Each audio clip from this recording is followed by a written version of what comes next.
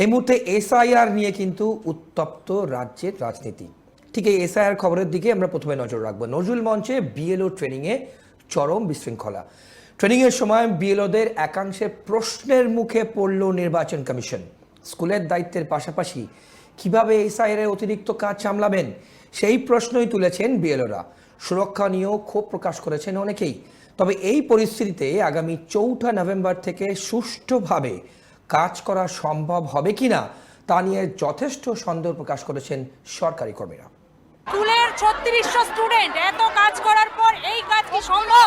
আমরা কখনোই সম্ভব আমরা সমস্ত ব্লকের মহিলাদের জন্য আলাদাভাবে আমরা সিকিউরিটি চাইছি, এটাই আমরা দাবি করছি, কিন্তু ওনারা কোনো দাবি মানছে না। একটা স্পষ্ট দিশা নেই, বিএলও ম্যাপের আপগ্রেডেশনটা পর্যন্ত হয়নি। সুতরাং এই কাজগুলোর জন্য আমার মনে হচ্ছে একটু কঠিন হবে। সপ্তাহের শুরুতেই রাজ্যে লাগু হয়েছে এসআইআর। এই মুহূর্তে ব্লক লেভেল অফিসার বা বিএলওদের প্রশিক্ষণ চলছে। কলকাতা সহ একাধিক জেলায় এই প্রশিক্ষণ ঘিরে ধুমধুমার পরিস্থিতি। তার মূল কারণ বিএলওদের প্রশিক্ষণে অংশ নেওয়া বিভিন্ন সরকারি কর্মীর দাবি দেওয়া। শিক্ষকদের অভিযোগ তাদের স্কুল রেজিস্টারে অনুপস্থিত দেখানো হচ্ছে, আর তাতেই ঘোরতর আপত্তি শিক্ষকদের। আপনাদের যা বক্তব্য সেটা তো আপনারা সাহেবকে জানাবেন, সাহেব আপনাদের জানাবেন। আমার বক্তব্য হচ্ছে আমি স্যারকে জানাচ্ছি, স্যার যেমন ওখান থেকে কমিউনিকেট করলেন যে স্যার এটা কন্টিনিউ করতে চাইছেন প্রসেসটা, তিনি এই পয়েন্টটা জানিয়ে আমি আপনাদের জানাচ্ছি। তাদের স্পষ্ট দাবি অনুপস্থিত নয়, বিএলও কাজে যোগ দিলে তাদের অন ডিউটি হিসাবেই চিহ্নিত করতে হবে। সরকারি কর্মীদের আরো দাবি ভোটের মতো প্রশিক্ষণ পর্বেও বিএলওদের কেন্দ্রীয় নিরাপত্তা দিতে হবে। পর্যাপ্ত নিরাপত্তা না পেলে কাজে যোগ দিয়েও কাজ করবেন না বলে হুঁশিয়ারি দিয়েছে বিএলওদের একটা বড় অংশ।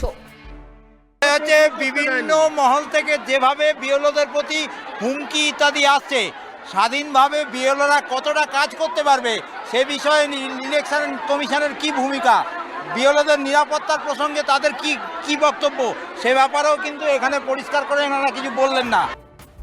এ নিয়ে শনিবার নজরুল মঞ্চে উত্তপ্ত পরিস্থিতি। একযোগে প্রতিবাদ জানালেন বিএলওদের একাংশ।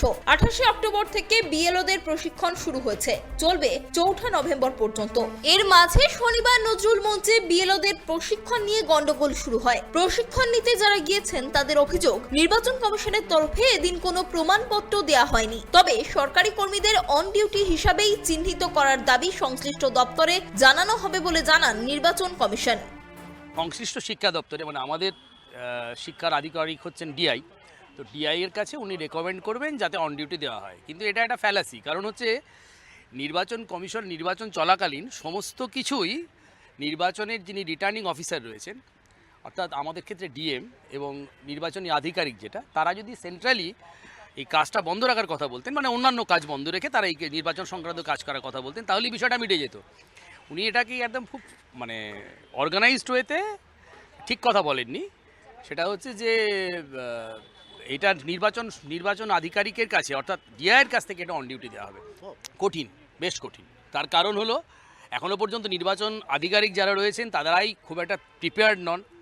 কোনো জিনিসটাই অত্যন্ত তাড়াহুড়ো করে হচ্ছে, হুইমজিক্যালি, এবং একটা অদ্ভুত প্যান্ডামনি তৈরি হয়েছে। এদের নিজেদের কাজকর্ম সংক্রান্ত বিষয়ে মনে হচ্ছে কোনো একটা স্পষ্ট দিশা নেই, বিএলও ম্যাপের আপগ্রেডেশনটা পর্যন্ত হয়নি। সুতরাং এই কাজগুলোর জন্য আমার মনে হচ্ছে একটু কঠিন হবে। সরকারি কর্মীদের দাবি পূরণ না হলে কাজ করবেন না বলে হুঁশিয়ারি দেন বিএলওদের একটা বড় অংশ। সেক্ষেত্রে কাজ না করলে কমিশন কোনো ব্যবস্থা নিলে আদালতের দ্বারস্থ হবার হুঁশিয়ারিও দেন বিএলওরা।